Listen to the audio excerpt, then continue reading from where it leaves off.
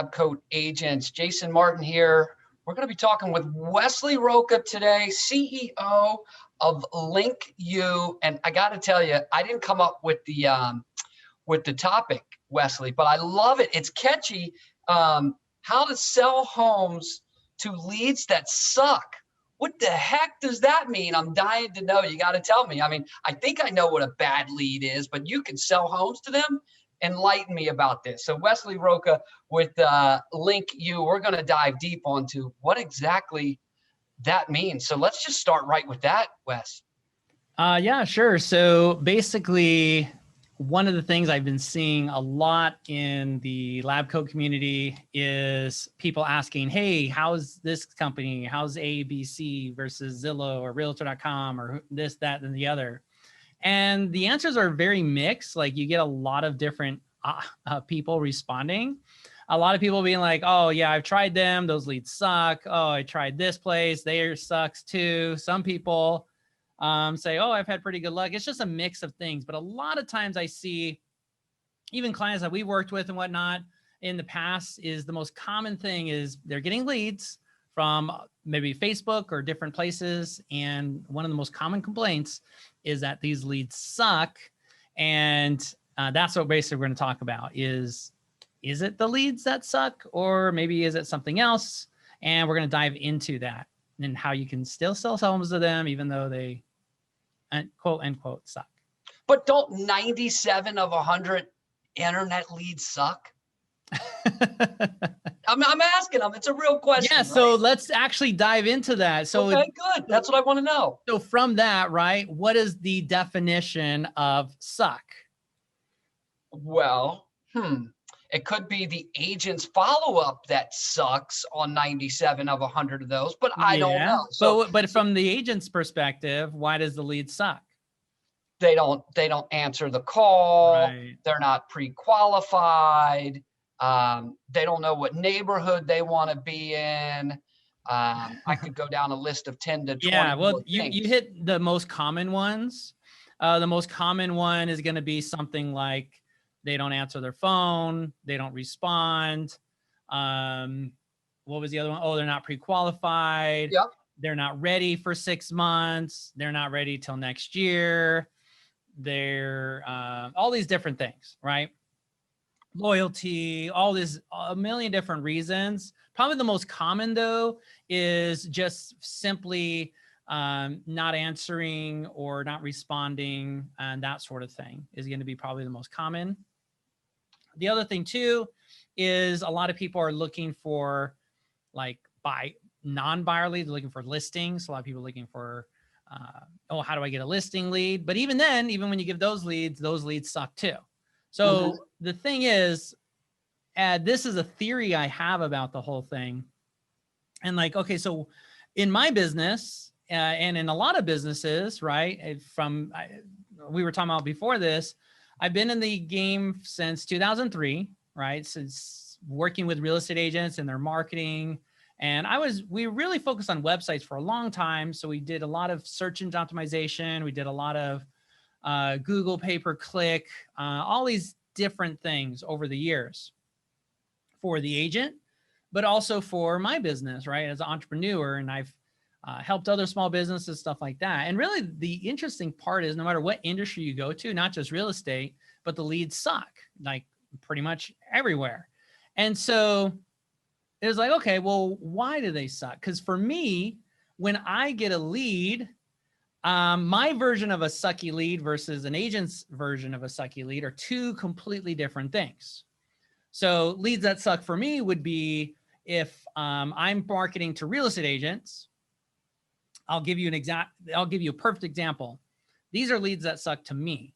I was running a Facebook ad and I was running it for a webinar for like learning follow-up strategies and tips and whatever. And I had a picture of a woman with like making up like a basket, like a gift basket.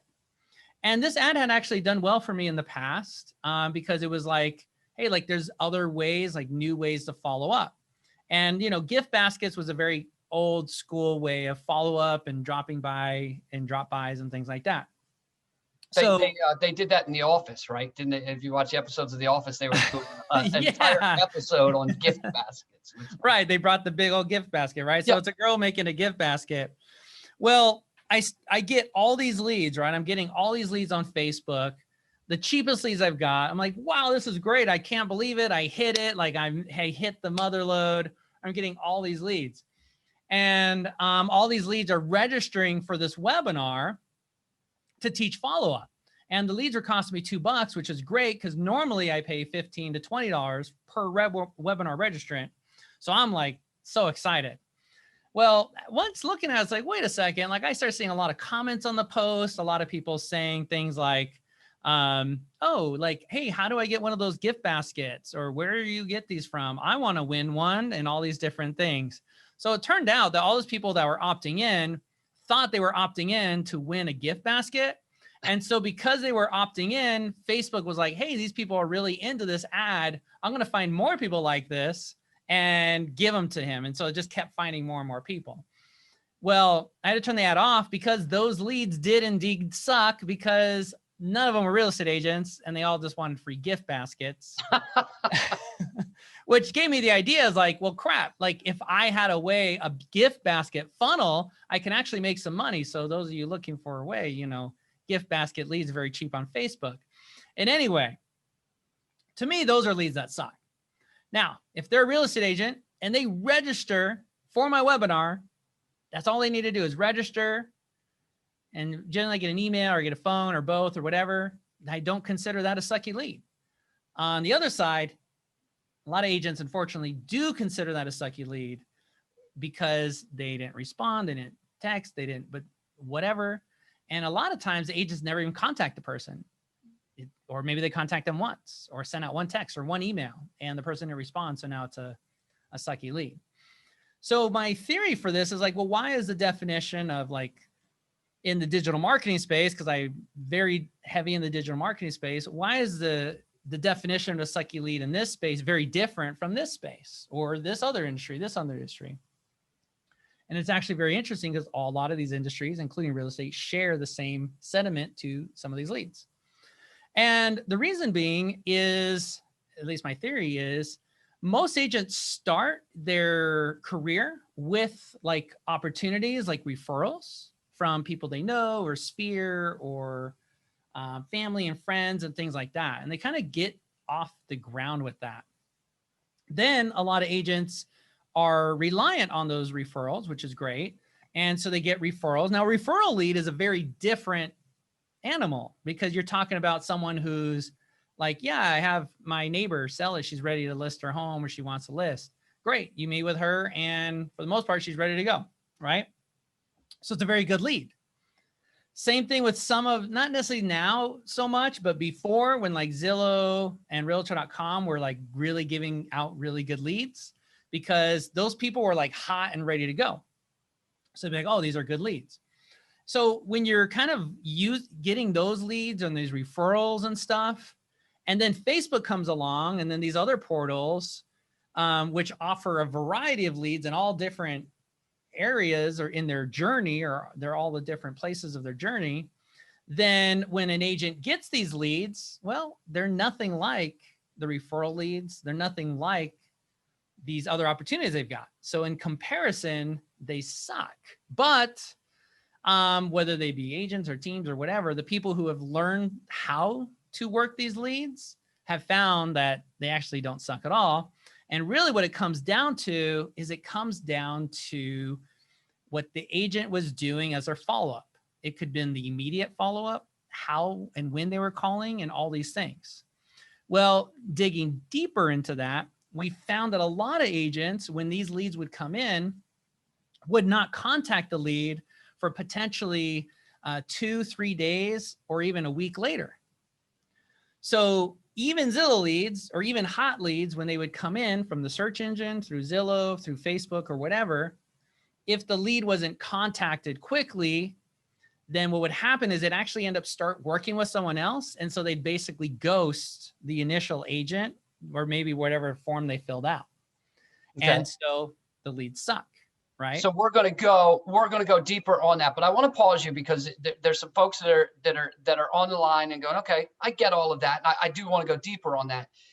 Win me over quickly, because let's just say I'm a skeptic. I'll pretend to be the skeptic here. Okay. The leads that I think that suck, the 97 that we're talking about, or whatever, the number that I created there, you are going to help me convert how many of that 97 that I didn't convert on my own?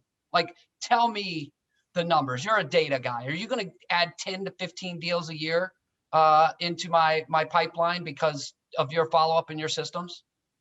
Yeah, you could definitely do that. So actually, I'm glad you bring that up, because it really does come into the numbers. So here's kind of like how we determine or kind of look at those, or reverse engineer how those numbers are figured out.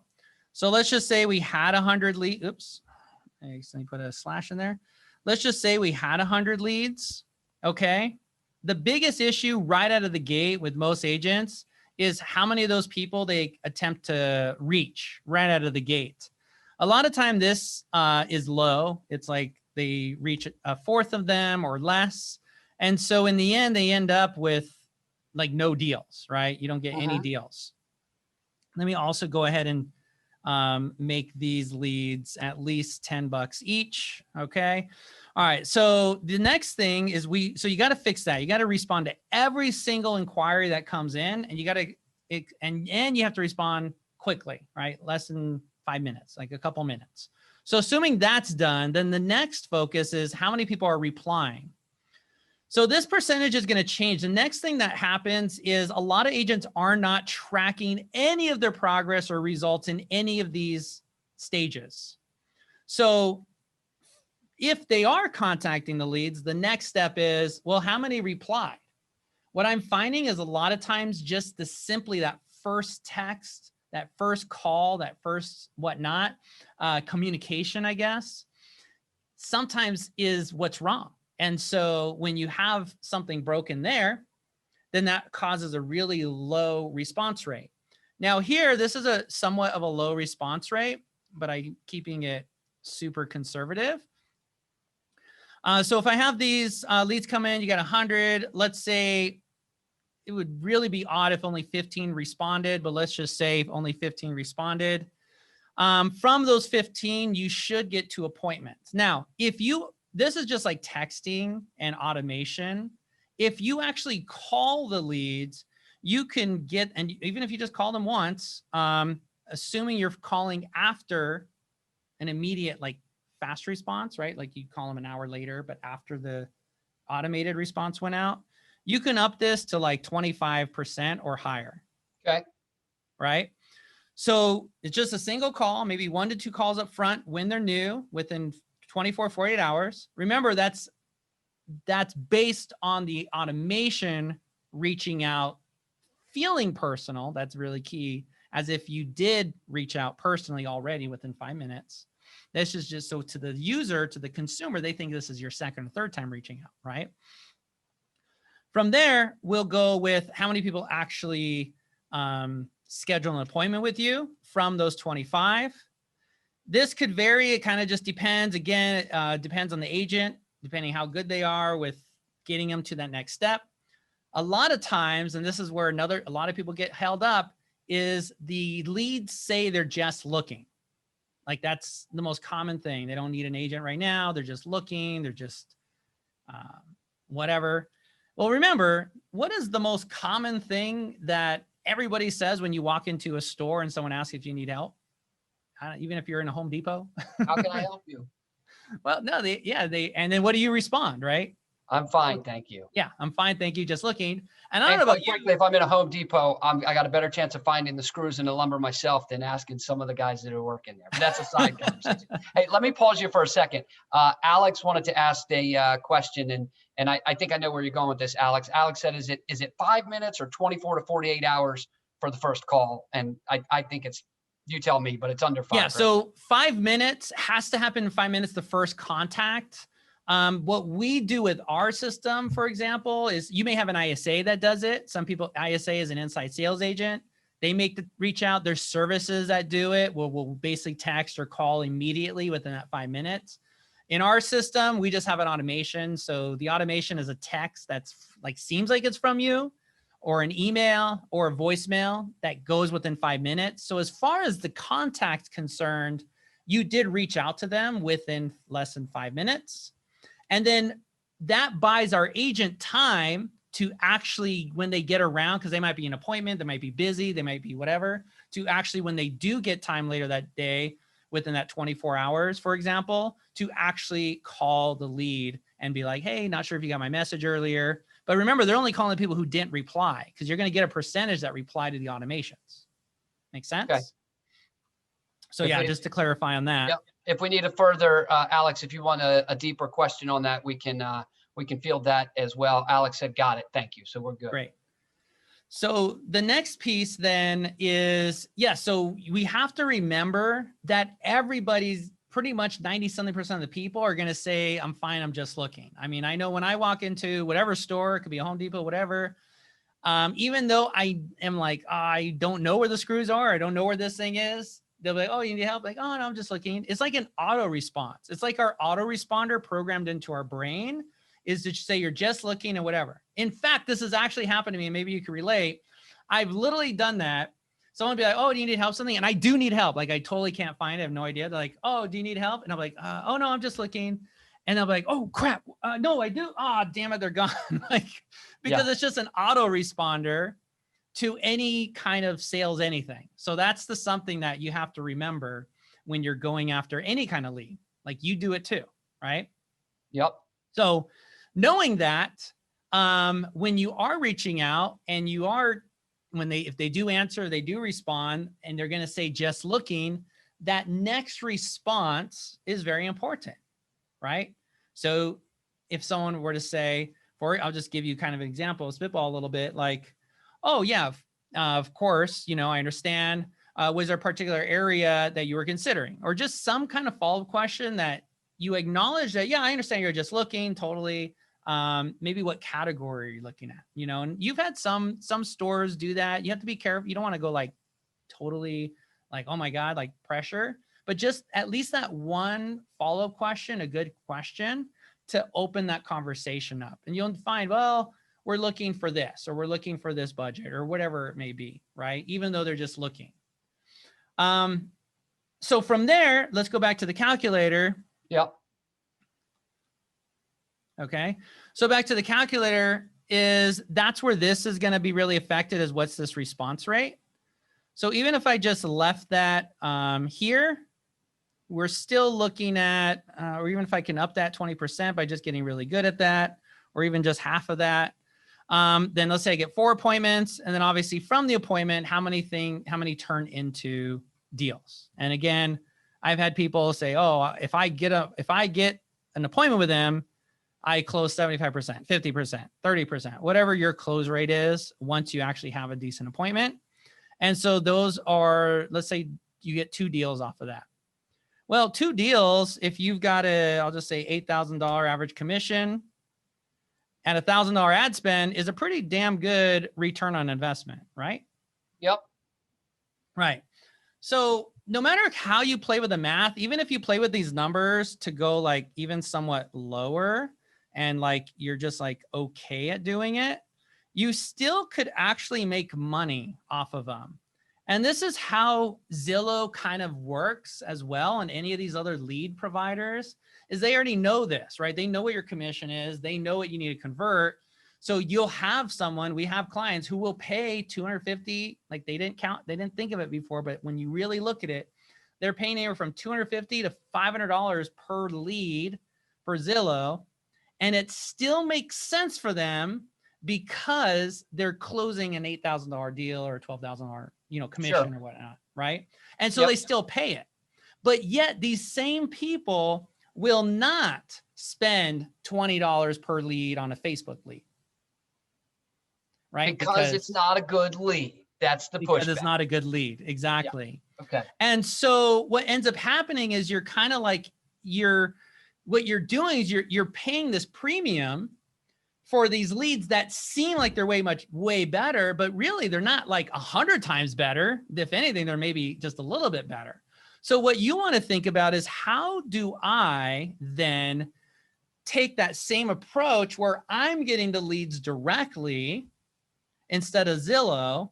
I could cut out the middleman, and instead of paying $400 or $300 per lead, I can pay $10, $20, $30 per lead.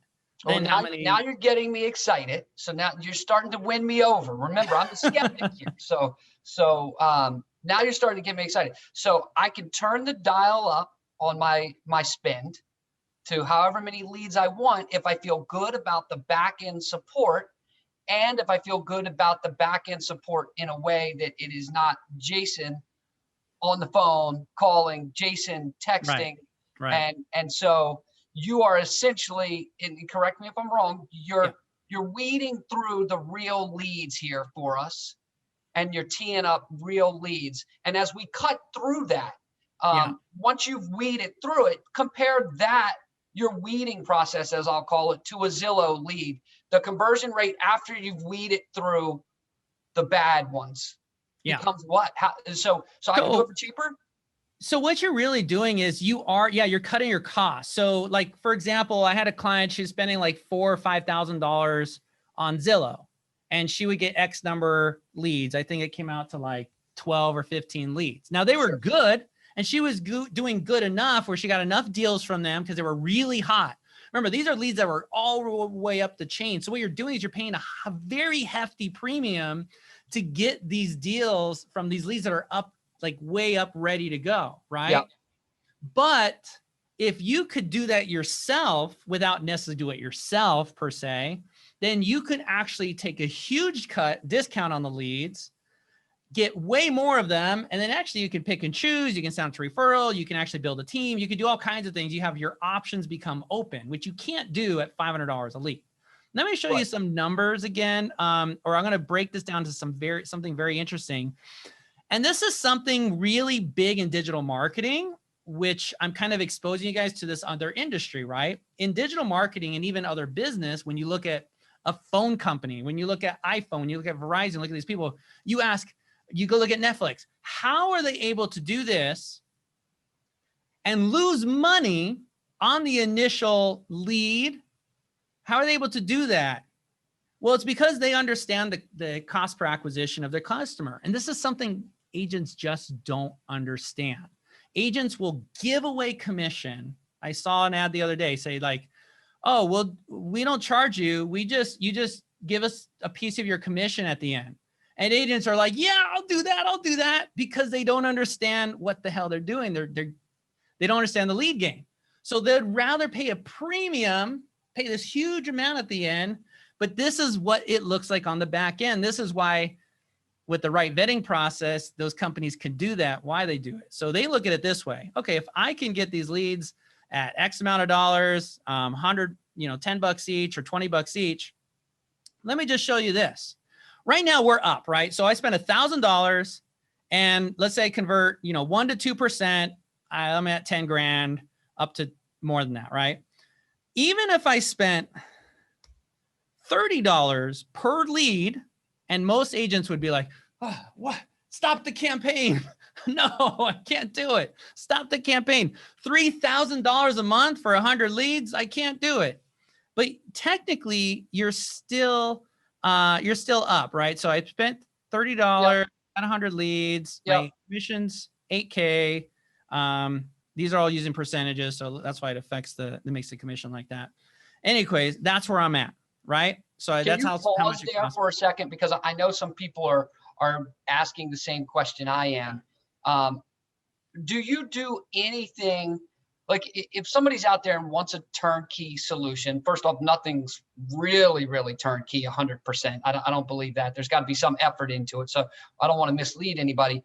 But are you going to advise anybody on the ad spend, the best way, the portals to do that? Like that's yeah, for sure. Okay. Yeah. So in this case, I'm just kind of going through the numbers. So this is for any opportunity. So when people ask, hey, should I do this mailer? Should I invest in this program? Should I do this? Should I do this? Should I do this? I run all of those through these assumptions. And then I could use past performance of those campaigns. And this helps me judge any ad campaign. of what am I paying to acquire the customer. So they're in not this left out case- there with you. They're not left hanging out there wondering and trial and error. You're a resource for that as part of what you offer. Yeah. Oh yeah, definitely. Okay. So with this, my cost per acquisition basically is, saying it's $2,300 to acquire a customer. My whole point is with this, if I spent, meant to go here. Even if I spent $50 a lead, I'm still making money. Even if I spent $7,000 to get 100 leads, I'm still technically making money. Now, not much, but this is how, like, if you're on a bigger platform, how you're able to do it. You're actually not trying. Now, agents, you guys can make money on the front end, but here's where it gets really interesting.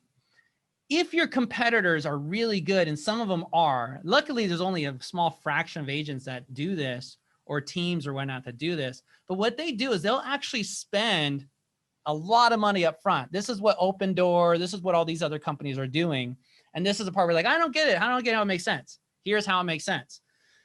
They know their cost per acquisition. They know how much it costs to acquire a customer. They don't care about what they make on the front end. It's irrelevant because there's a back end, just like anything else. So once you have the front end, even if you're breaking even or coming out ahead, doesn't matter because you're only closing, 2% of the 100? Well, what happens to the other 98? Well, they drop down into your follow-up. So if I'm doing 100 leads per month, by the end of the year, I'll have 1,200 people in my follow-up system, right? And what's going to happen is I'm going to consistently follow up with these people at least once every other month or once a month.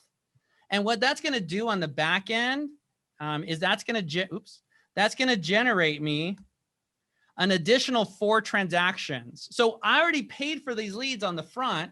Now on the back, I'm nurturing and following up with them because a lot of them weren't ready yet. And so as they start becoming ready, because I'm the only one following up, I'm the only one doing this, I'm the only one doing that. Now I'm getting all my deals. Now I have 4 deals out of this, making $32K, which is all profit for the most part. And then you just keep feeding the machine. So 2 years in, you're looking at this. Now you're at 8 and so forth and so on. So guess what that means? Well, now if I wanted, I can actually lose money on the ad costs up front if I needed to, which is why you guys have such a hard time competing against really successful agents in your market, teams, and so forth, because a lot of the teams know the numbers, they know what they're doing, they can afford to outspend you. And this is with any company. If they can outspend you, then they win. One of the things I appreciated about that, and if you could go back to those numbers for a second, that'd be helpful. One of the things I appreciated that you didn't present in there is if I look at down at the bottom for number of referrals, 0. Oh yeah, I didn't even count those. So that's pretty awesome. I don't want you to skip past that because that's true. All of a sudden you have a total of 8 contracts, and numbers suggest for every 12 people in your database you should get two additional deals from that. So you could take it to 9, you could take it to 10. I'd like to think I could get 3 or 4 deals out of 8. So compounding interest is the name of the game here, is what you're suggesting. Exactly. And I think one of the things that's a challenge for agents, and this is just me speaking hand raised here, is the long-term game. What you were talking about earlier was referrals, right? They want to sell their house. They're coming out in the next 30 days. They're coming out in the next 2 weeks. Friends, family. That's awesome. That's a great way to build a business. I think the biggest challenge agents have is the long-term game. And again, hand raised, guys. We'll do 250 transactions in Washington, D.C. with the Jason Martin group. But it's that long-term game outside of the database. I'm terrible at it. So this might be a solution. So the good news is, like, you don't have to spend, $50 a lead or whatnot. Most solo agents or even teams, but let's just say agents. I mean, really, let's be honest. Like, they're not trying to sell 100 homes a year. Not all of them. A lot of them are just trying to, make a good living, have some freedom. And the way I say it is actually the more opportunity you have, the more abundance of Opportunity opportunities you have, Yeah. the better off you are. Instead of start and stopping, keeping it just enough, you actually want to have an abundance, because then what you're able to do is now you get into a level where you have so many options that you can actually pick and choose and cherry pick the leads and the listings and all this stuff that you want. And then everything else, that's where you start either building a team or you have a referral network where basically you start referring out everything else to other agents, right? So now you end up turning your, we have teams and agents who turn it upside down, where actually 80% of the deals they're referring out to other agents, 20% they actually do in-house. And now now their income isn't all reliant on their work, but it's actually outside. And so now they're able to create freedom. But a lot of times agents don't look at it that way. I'm actually surprised how many times I've talked to agents who really barely get a few referral fees from, referring out opportunities to agents. And that's because they try and keep it all for themselves, because they don't have enough of opportunity in front of them. So what we do is not only do we teach you with like the lead game, right? This is how you take the leads that suck. You take the front end, you close 2%. Most agents after that do nothing with the old leads. That's pretty much like you collect the 2% up front, the 2 leads or the 2 contracts, and then everything after that, that's it. It's over. And that's where all the magic happens, is in the follow-up and the nurturing all after that, which everyone is terrible at. Now I could get into how that then rolls into your database, how that rolls into your past clients, and then how that then you also compound on your past clients as well, which creates referrals and all that, which is, I believe, kind of where you're at, right, Jason?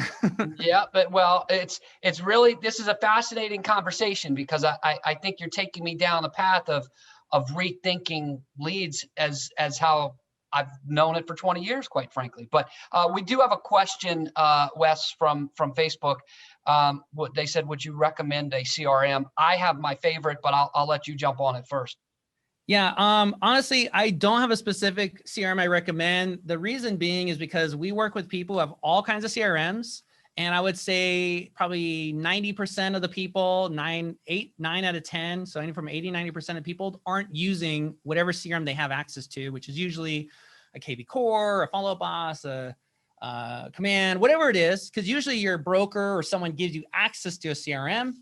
So I know this sounds like, oh, that's what they all say, but it really is the CRM that you use. Like, I can't say it enough. And I'll put it this way: LinkU, when we have clients come in, I'll be like, hey, do you have a CRM? No. Okay, great. Just use ours. Hey, do you have a CRM? No. Or yes, I have KV Core, but I don't know how to do it. Blah, blah, blah, blah. Like, okay, just use ours. And then if you want to go use that one later, you can. Ours, I'm not a CRM company. Ours is super basic. I just build out what you need: categories, tags, notes, statuses, basic stuff.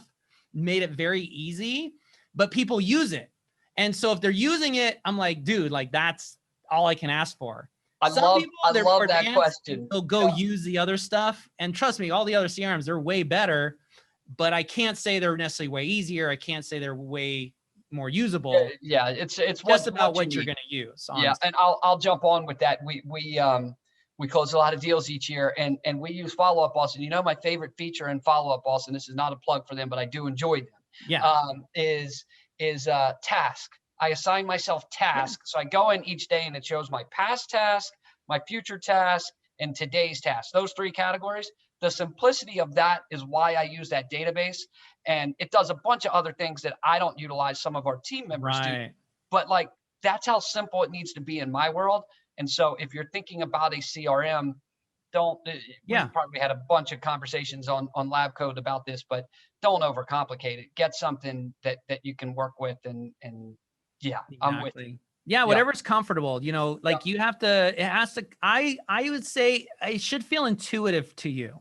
So if you're doing a demo or trial on something, like, it should be pretty intuitive for you, where you don't feel like you have, like, maybe you could watch a little, like, really quick overview, like a quick video. But if it's something like, I have people like, oh, I have to go to these classes and do this, and it's like, well, then you're probably never going to do it. So you're never going to use that CRM. So I'd probably just find something way more basic, way more easier to use than in that case. Yep, absolutely. So back onto the lead conversation. there's a lot to cover in it, but I put it this way, like, this is something that I've had to understand very deeply, because in our industry, especially when we're selling websites, really what it came down to is customer acquisition, cost to acquire them and how much you could spend. And when we're working in that market, in any market, any industry, everyone focuses the same thing. If your competitors can outspend you, right, then it makes it very difficult for you to compete. Now, here's the cool thing about real estate. With real estate, the good news is you're not competing against other like really savvy digital marketers.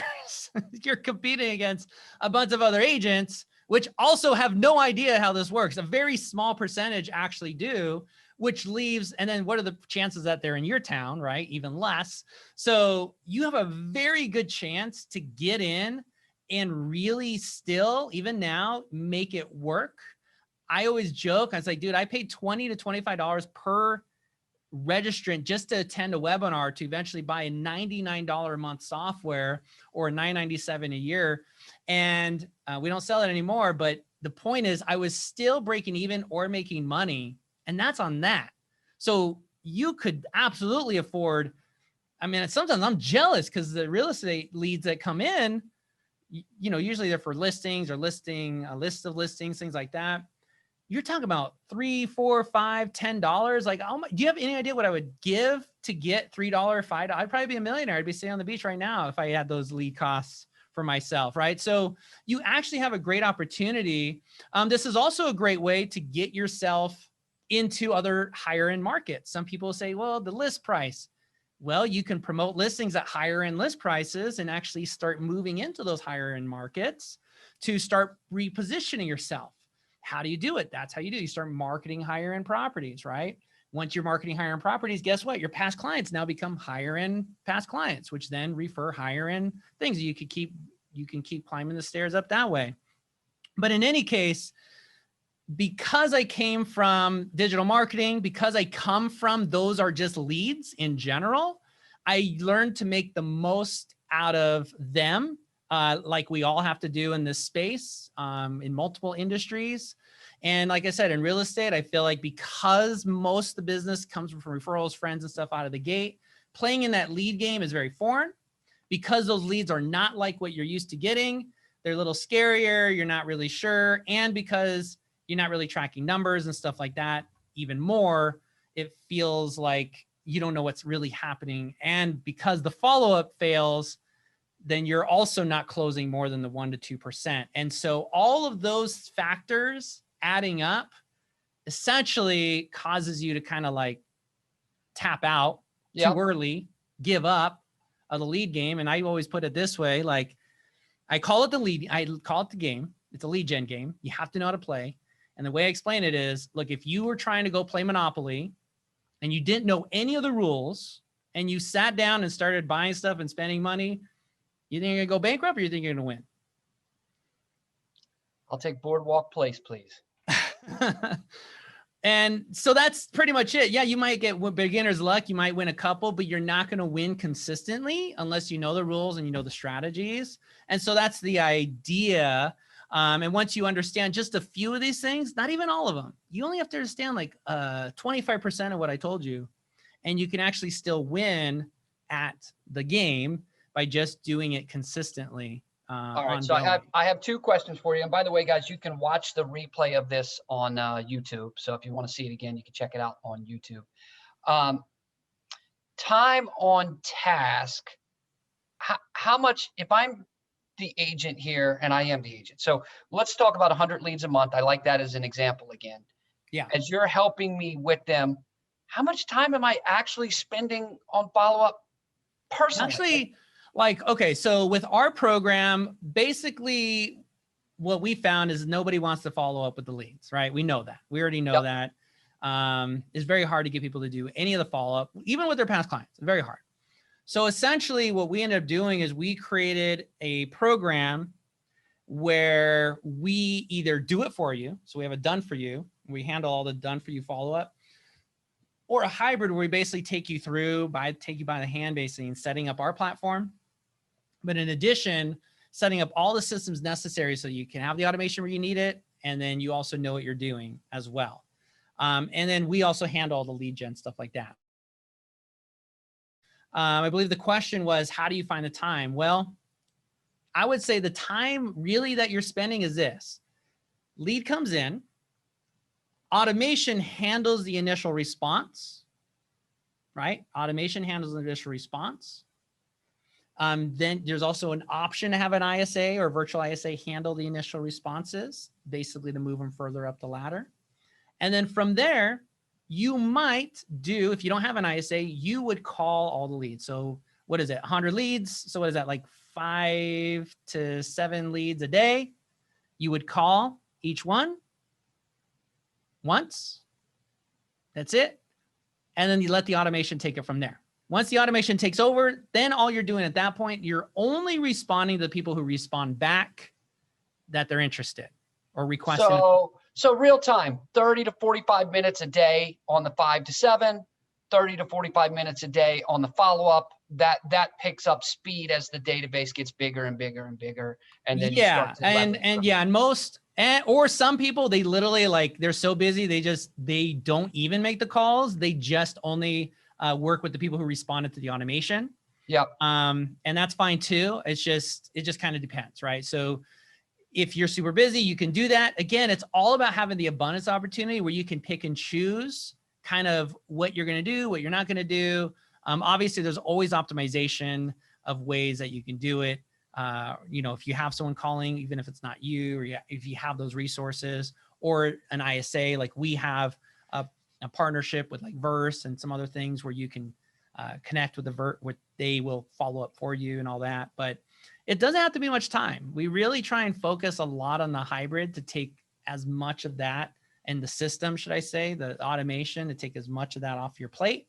So that way it's just happening, and all you're really dealing with are the conversations from, I like to say it's like a virtual you, yep. Who's sending the texts and the voicemails and the emails.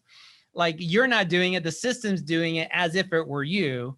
And it's just ongoing every day, Monday through Friday, every single day, every single week, every single month. It's just constantly going and doing it, following up with those people for you. Okay, got it. Alex has another question. Good question here, Alex. Alex is using Ylopo, 344 leads in 5 months, 16.26 contact attempts, 2 conversions, 1 to close in June. What's wrong here? Good question, Alex. Yeah, I would definitely be looking at, first I'm asking how much are those leads and where are they coming from? I am guessing, like, are they Facebook leads? Are they search leads? That's the primary question coming in. That would be the first one. Okay, so they're Google, so I'm guessing pay-per-click. Are you calling these leads, Alex? Let's see if we can get a response here. Hold on. Yes. And second. Are you, are they answering the phone? No on the answer. Okay. And then do you have an automate? I'm guessing Ylopo has an automation set up to initially. Dude, I would definitely question those leads. There's something wrong. I would be very quiet, like, where are they coming from? That reminds me of the basket. Yeah, I got it. We're going back to the basket story. Yeah, that goes back to the basket because even on the Facebook leads, like, a lot of times Google leads should be better because they're searching and they're finding you. So I would be very curious on what's the keywords they're finding me from. What does the search form look like? And, is this, I would definitely contact Ylopo to ask them, like, this definitely, there's something broken. Like, that doesn't make sense. It reminds me of the basket situation where somehow you're getting traffic in form fills from people who are not actually that interested, which is kind of weird.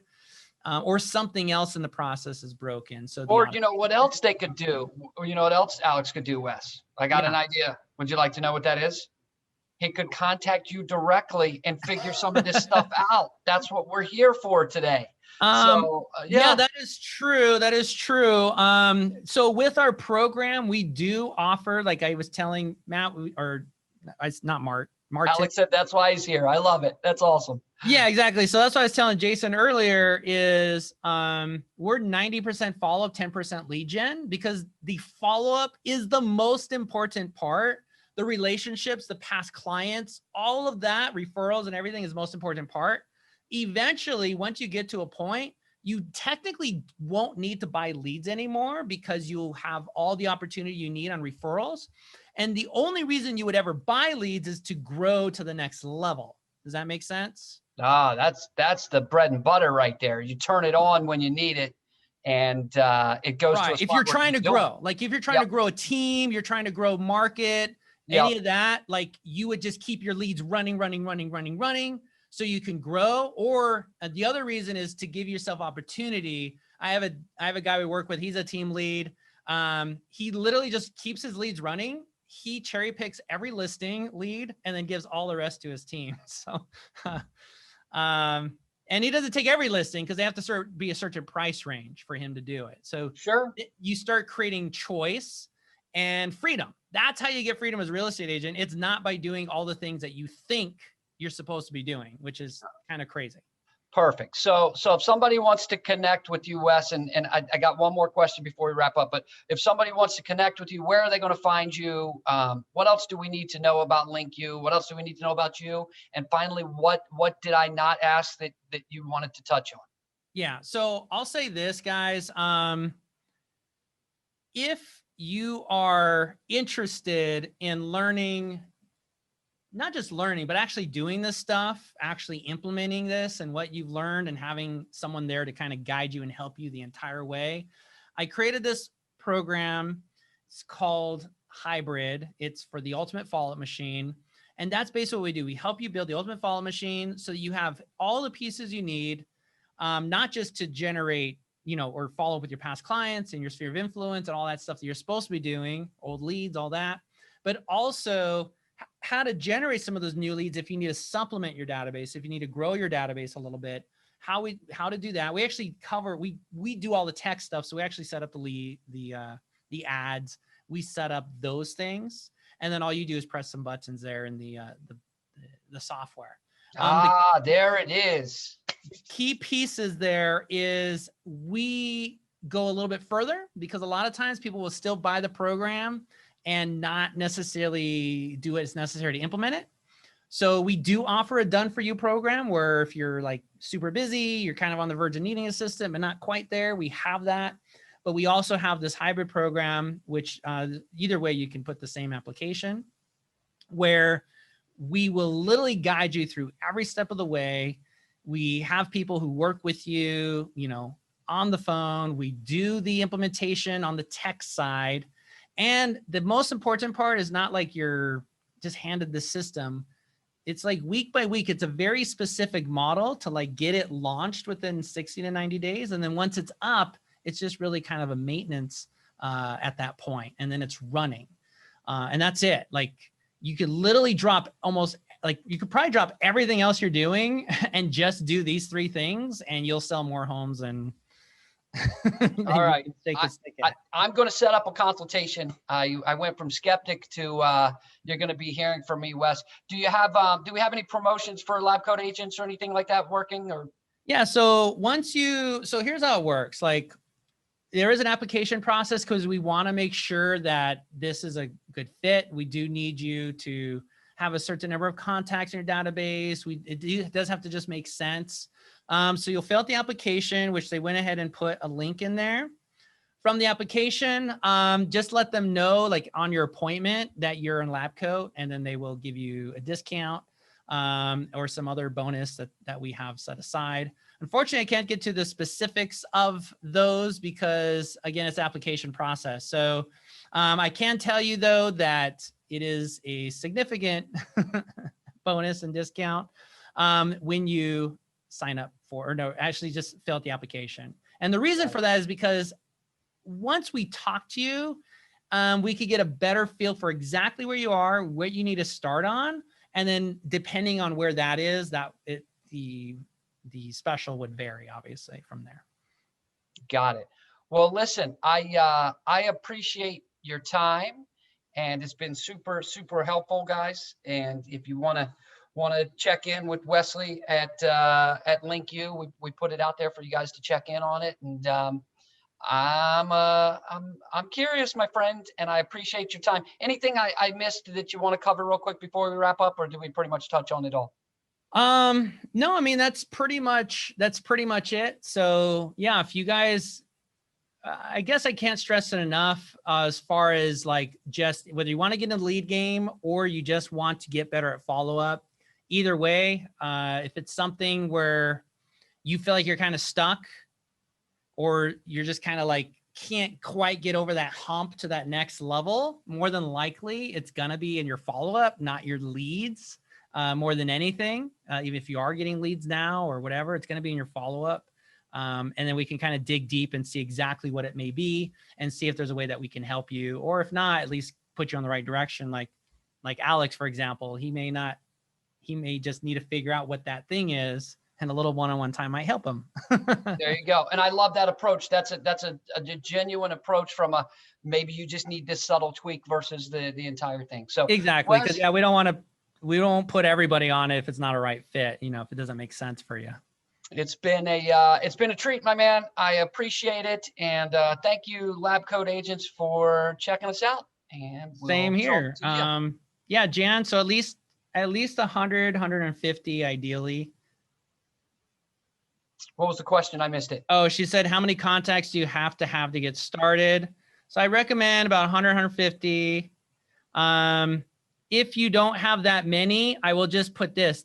We still accept people with less, but what we do is we tell them you need to have an ad budget so that we can help you build those contacts into your database if you're like new or something. So that's something very clear that we'll make clear during the appointment, if that's where you're at. Perfect. Well, I got to go grab my daughter from swim practice, Wes. So Great. I got to hit the road. But thank you, my friend, and I'm going to be in touch. Appreciate it. See you later. Have a good one. Thanks a lot. So long.